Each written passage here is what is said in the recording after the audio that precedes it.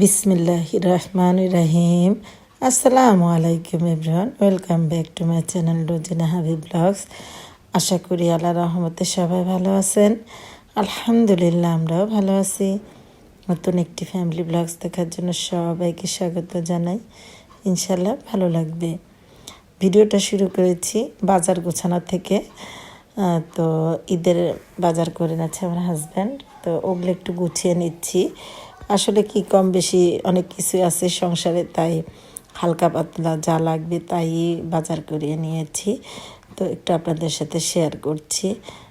তো যা যা লাগবে যে দেখুন, সেমাই, তারপর লাচ্চা সেমাই আর কি, চিনি, ময়দা, কয়েল, মানে ইত্যাদি ইত্যাদি যা যা লাগবে সব কিনে এনেছি।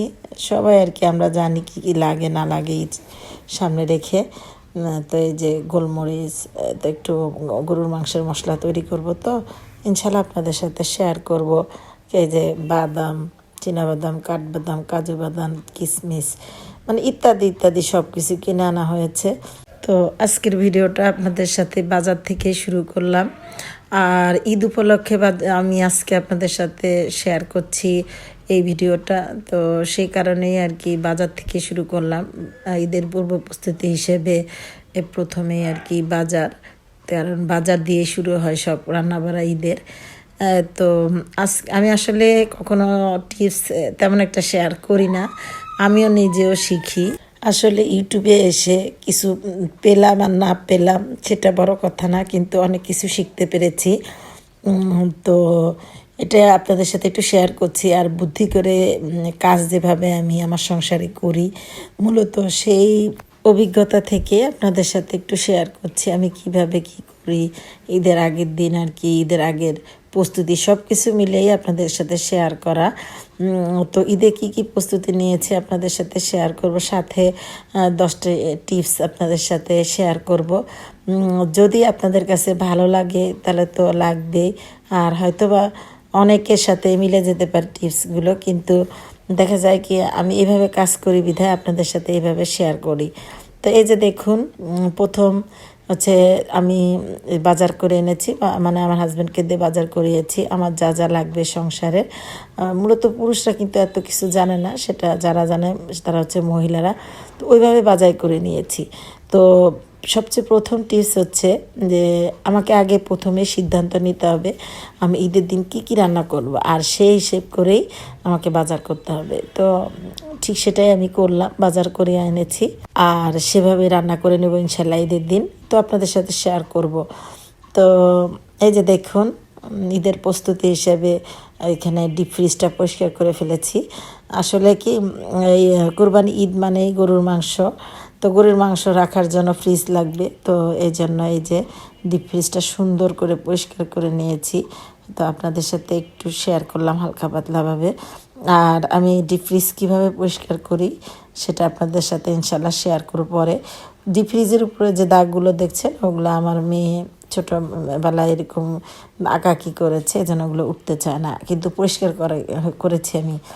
যাই হোক, এটা দেখে মনে করবেন না যে অপরিষ্কার। এই যে গরুর মাংস রান্না মানেই হচ্ছে বাটনা বাটা, আদা রসুন বাটা, তারপরে সব কিছু তৈরি করা। যাই হোক, আপনারা সেটা দেখবেন, যদি আপনাদের আদা রসুন বাটা থাকে ঘরে তাহলে তো থাকবেই, আর না থাকলে এইভাবে আমার মতো আদা রসুন পেস্ট করে নেবেন। তো আমি কিভাবে আদা রসুন পেস্ট অনেক দিন সংরক্ষণ করে রাখি নর্মাল ফ্রিজে, সেটা আপনাদের সাথে ইনশাআল্লাহ অন্য কোনো ভিডিওতে শেয়ার করব, কারণ আজকের ভিডিওটা বড় হয়ে গেছে। যাই হোক, আমি যেহেতু আদা রসুন বাটার সাথে পেঁয়াজ বাটা দেব হচ্ছে মাংসে, সেজন্য একটু পেঁয়াজও বেটে নিয়েছি। তো আদা রসুনটা আলাদাভাবে হচ্ছে ব্লেন্ডার করা হয়েছিল, মানে আমার ছোটো বোন ব্লেন্ডার করেছিল, আমাকে সাহায্য করেছে। আমি বলেছিলাম তো একটু ব্লেন্ডার করে দে, তো ব্লেন্ডার করে দিয়েছে, তাই আর কি এই যে গুছিয়ে নিচ্ছি। যাই হোক, এটা একটা টিপস। দ্বিতীয় টিপস যে হচ্ছে আপনারা আদা রসুন বলেন, তারপর পেঁয়াজ বাটা বলেন, এগুলো আগে ভাগেই তৈরি করে রেখে দেবেন, যেন আপনাদের ঈদের দিন কোনো সমস্যা না হয়, তাড়াতাড়ি হয়ে যায় কাজ। তৃতীয় টিপস হচ্ছে সবাই আমরা দেখা যায় ঈদের দিন ভুনা সেমাই রান্না করি, অনেকে বলে জর্দা সেমাই রান্না করা বলে, আবার অনেকেই বলে ঝরঝরে সেমাই রান্না করা। তো সেই সেমাইয়ের জন্য নারকেলের দরকার হয়। তো ঈদের আগেই এই যে নারকেলগুলো আমি ঈদের আগে 2 দিন আগে এই কাজটা করে ফেলেছি। তো আপনারাও এইভাবে নারকেল কুড়াইয়ে রেখে দিবেন, দেখবেন যে আপনাদের ঈদের দিনের কাজটা খুব সহজ হয়ে যাবে। তো এই যে আমি ভাগে ভাগে দেখুন সব কিছু বক্সে বক্সে গুছিয়ে রেখেছি। আমার যেদিন যা লাগবে, ঈদের দিন যা লাগবে তাই আমি বের করে কাজে লাগিয়ে ফেলবো। তৃতীয় টিপস হচ্ছে এই যে দেখুন, এই যে আমরা যে দারচিনি আনি, তারপরে তেজপাতা আনি, যে কোনো মশলা আনি, এটার ভিতরে অনেক ময়লা থাকে। এই যে দেখুন আমি ভেঙে ভেঙে দেখাচ্ছি, প্রচুর ময়লা।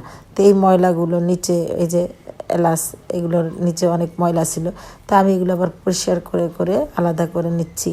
আর মাংসের মশলা তৈরি করে নিব, তো এই জন্য মূলত আমি হচ্ছে একসাথে করে নিচ্ছি সবগুলো মশলা। আমার চতুর্থ টিপস হচ্ছে এই যে এলাচ দেখুন আমি আলাদা করে নিয়েছি, একটা হাম্বল দিস্তা নিয়েছি। তো হাম্বল দিস্তার ভিতরে এলাচগুলোকে একটু ছেঁচা দিয়ে রেখে দিলাম, যেন ঈদের দিন গরুর মাংসের ভিতর দিতে আমার সময় না লাগে। দেখা যায় হাম্বল দিস্তা বের করে আবার এলাচগুলো একটু ছেঁচে নিলাম, তাতে কি হয়, সময় লাগে। তো দ্রুত কাজ করার জন্য আমি এই যে এভাবে বুদ্ধি করে এলাচগুলো আলাদাভাবে নিয়েছি।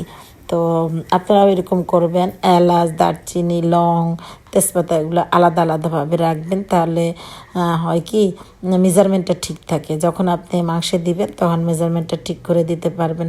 আর দেখা যায় সব কিছু একসাথে রেখে দিলে কি হয়, ওই দারচিনি, এলাচ এগুলো খোঁজাখুঁজি করতে হয়, এতে প্রবলেম হয়।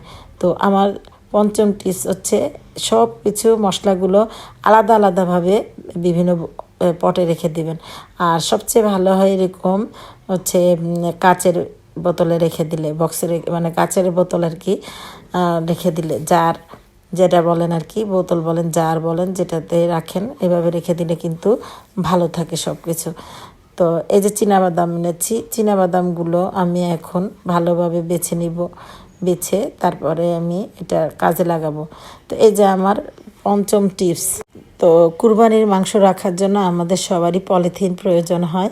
তো আমি কি করি, কুরবানি আসার আগে থেকে দেখা যায় 2-3 মাস ধরে, মানে 2-3 মাস জাস্ট আমি একটা সময় ধরে এই যে পলি খুব সুন্দর করে এইভাবে গুছিয়ে রাখি। আমার হাজব্যান্ড যে কোনো খাবার কিংবা যে কোনো বাজার আনলে এইভাবে পলিগুলো গুছিয়ে রেখে দিই। আর এই পলিগুলো আমি সুন্দর করে যেদিন আমার কুরবানির মানে ঈদ হয় ওই দিনে এই যে গরুর মাংসগুলো রেখে দিই। তো এটাতে কিন্তু আপনার টাকা সাশ্রয় হয়, এইভাবে আপনারা রাখলে কিন্তু আপনাদের সুবিধা হবে। তো এই যে ষষ্ঠ টিপস হচ্ছে দেখুন, এখানে আমি এই যে বাদাম, কিশমিশ, কাজু বাদাম, কাঠবাদাম সব কিছু একসাথে করে আমি একবারে রেখে দিব। আর কিছু পেস্ট করে রেখে দিব, আবার কিছু বক্সে রেখে দিব। যখন আমার প্রয়োজন হবে তখন আমি বের করে নিব এবং ব্লেন্ডার করে নিব। তাহলে হয় কি, আমার ওই কাঠবাদাম, কাজু বাদাম সব আবার একসাথে করার ভেজাল থাকে না। কারণ হচ্ছে আমরা মাঝে মাঝে দেখা যায় বিরিয়ানি তৈরি করি, হয়তো বা আমরা রেজালা তৈরি করি মাংস দিয়ে, গরুর মাংস দিয়ে, তখন এটা কাজে লেগে যায়। তো এভাবে আপনারা রেখে দিবেন, তাহলে আপনাদের কাজে লাগবে। ওটা আমার ষষ্ঠ টিপস।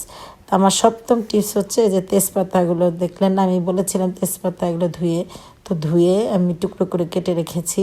আর এই যে দারচিনিগুলো ধুয়ে ধুয়ে রেখেছি, ধুয়ে তারপরে আমি এগুলোকে এখন ভেঙে ভেঙে টুকরো করে রেখে দিয়েছি। তো আগেই ভিডিওটা দেখে ফেলেছি, তো এখন আবার আপনাদের একটু দেখিয়ে দিলাম যে আমি ধুয়ে রেখেছি।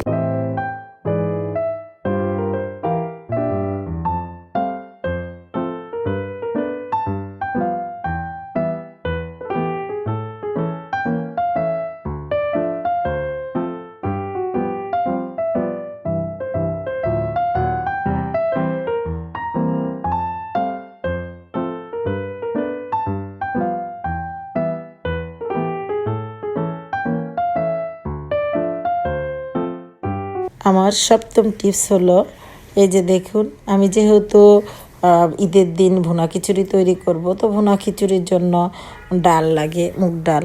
আর মুগ ডাল দিয়ে যে কোনো ডাল দিয়ে খিচুড়ি রান্না করা হয়, তবে মুগ ডালের খিচুড়িটা বেশি মজা লাগে। তবে মুগ ডালের সাথে একটু এই যে মসুর ডাল ব্যবহার করবেন, খিচুড়িটা কিন্তু বেশি মজা হয়ে যায়। তো আমি এই যে মুগ ডালের সাথে একটু মসুর ডাল দিয়ে দিলাম। মুগ ডালটা একটু কিছুক্ষণ ভেজে নিয়েছি, যেহেতু মুগ ডালটা শক্ত একটা ডাল, সেই জন্য সেটার সাথে মসুর ডালটা একটু পরে দিয়ে ভেজে নিয়েছি। তো এটা আর একটা টিপস গেল। তো এটা আমার অষ্টম টিপস। তো আপনাদের যে কোনো খাবার, ধরেন আপনি যে কোনো যেন হলুদ বলেন, মরিচের গুঁড়া বলেন, তেল বলেন, এই যে গুঁড়া দুধ বলেন, যেটাই বলেন না কেন, যদি রিফিল করা না থাকে আগের দিনই রিফিল করে নেবেন। তাহলে কি হবে, আপনার ঈদের দিনে চাপটা অনেক কমে যাবে। আমার হচ্ছে নবম টিপ, ঈদের আগের দিনই সব বিছানার চাদরগুলো চেঞ্জ করে ফেলবেন। চেঞ্জ করে যে চাদরটা ঈদের দিন বিছাবেন ওইটা ব্যবহার করবেন। আর এটা করবেন হচ্ছে রাতের বেলা। রাতের বেলা করলে কি হয়, তাহলে আর সারাদিন অনেক সময় দেখা যায় এক একজনের ঘরে বাচ্চা থাকে, তারা বাচ্চারা পাড়ায়, তারপরে নোংরা করতে পারে, ময়লা করতে পারে। ঘুমানোর আগে দিয়ে চেঞ্জ করে ফেলবেন বিছানাগুলো, বালিশ চাদর, তারপরে বালিশের কভার, বিছানার চাদর, এগুলো। তাহলে হয় কি, পরের দিন আর হচ্ছে চাদর বিছানার প্যারাটা থাকে না, শুধুমাত্র একটু ঝেড়ে ঝুড়ে ঠিক করে নিলেই হয়ে যায়। তো এইভাবে করে নিলে হবে কি, আপনার ঈদের দিনের আরেকটু ঝামেলাটা কমে যাবে। তো এটা আগেই বললাম নবম টিপস। ভালো লাগলে আপনারা নিজেরা অবলম্বন করতে পারেন। এগুলো আমি নিজে আমার পার্সোনাল লাইফে অবলম্বন করি, তো তাই একটু আপনাদের সাথে জাস্ট শেয়ার করা।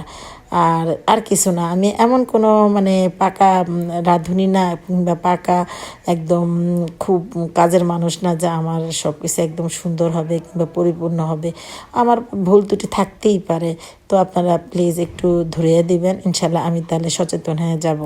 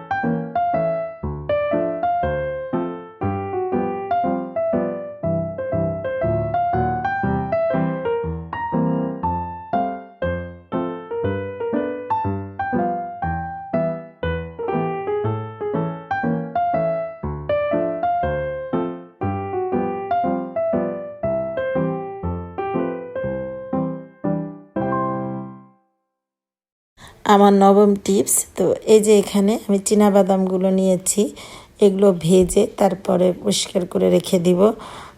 তো ঈদের দিন যে ডেজার্ট আইটেমগুলো রান্না করব সেখানে আমি নিজের পছন্দ অনুযায়ী দিব আর কি। তো এভাবে কিন্তু এই যে দেখুন, বাদামের সাথে অনেক ময়লা থাকে, এই যে উপরে লাল যে আবরণগুলো, এগুলো উঠাতে কিন্তু একটু সময়ের প্রয়োজন হয়।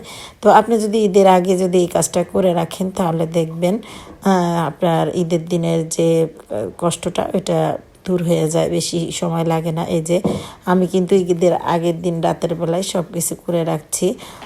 তো এই যে দেখুন, সব কিছু পরিষ্কার করে আমি একদম জারে রেখে দিব, যেন ঈদের দিনে আমার প্যারাটা যেন না থাকে। আর এদিক থেকে এই যে কাজু বাদাম আর তারপরে কাঠবাদাম কুটে রেখে দিয়েছি, এই যে কুচি করে রেখেছি, যেন ঈদের দিন আমার আর সমস্যা না হয়, তাড়াহুড়ো করে আমি আমার ডেজার্ট আইটেমে দিয়ে দিতে পারি। তো এখানে এই যে কাঠবাদাম, কাজু বাদাম, এগুলো আবার ভিজিয়ে রেখেছি, এগুলো পেস্ট করে নিব এই জন্য। তো আমার বাসার পাশে হচ্ছে মেইন রাস্তা, তো এখানে কিন্তু একটু শব্দ হচ্ছে, প্লিজ আপনারা ইগনোর করে যাবেন। তো সময় বেশি নাই, আজকে ভিডিওটা করতে করতে দেরি হয়ে গেছে।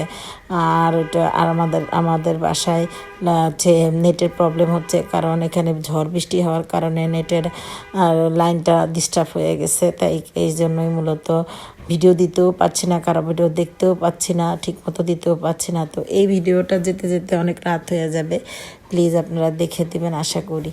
যাই হোক, এই যে দেখুন আমি সব কিছু গুছিয়ে নিয়েছি যেন ঈদের দিন আমার কোনো কষ্টই না হয়। কিছু পেঁয়াজ কুচি করে নিয়েছি, আবার কিছু পেঁয়াজ ছিলে রেখেছি। এই যে ছিলে রেখেছি, যদি প্রয়োজন হয় কোচানো পেঁয়াজ শেষ হয়ে গেলে তাহলে আমি আবার এগুলো নিজে কুচি করে নিতে পারবো। কারণ কাজের মানুষ তো কাজের মানুষ, ওদেরও তো ঈদের ব্যাপার আছে। তো আমার সবচেয়ে শেষের টিপস হচ্ছে 11তম টিপস। এটা হচ্ছে এই যে দেখুন আমি যে আমার ঈদের দিন যে ডেজার্ট আইটেমগুলো খাওয়া হবে কিংবা নুডলস রাখার যে পাত্রগুলো, তো সেগুলো আমি ধুয়ে গুছিয়ে রেখেছি যেন আমাকে আলমারি থেকে বের করে আবার নতুন করে ধুয়ে না নিতে হয়। তো এই টিপসগুলো অবলম্বন করে আপনারা ঈদের দিনে অনেক স্বস্তিভাবে ঈদটা কাটাতে পারেন এবং খুব দ্রুত সব কাজ করে নিতে পারবেন। তো আমার টিপসগুলো আপনাদের কাছে কেমন লাগলো প্লিজ কমেন্টস করে জানাবেন। সাথে আমার ঈদের প্রস্তুতিও আপনাদের সাথে শেয়ার করলাম একসাথে। তো যাই হোক, আজকের ভিডিওটা আমার এই পর্যন্তই। ভুল ত্রুটি হলে ক্ষমা সুন্দর দৃষ্টিতে দেখবেন। সবাই ভালো থাকবেন, 5 ওয়াক্ত নামাজ পড়বেন, কোরআন শরীফ পড়বেন। আল্লাহ হাফেজ, আসসালামু আলাইকুম।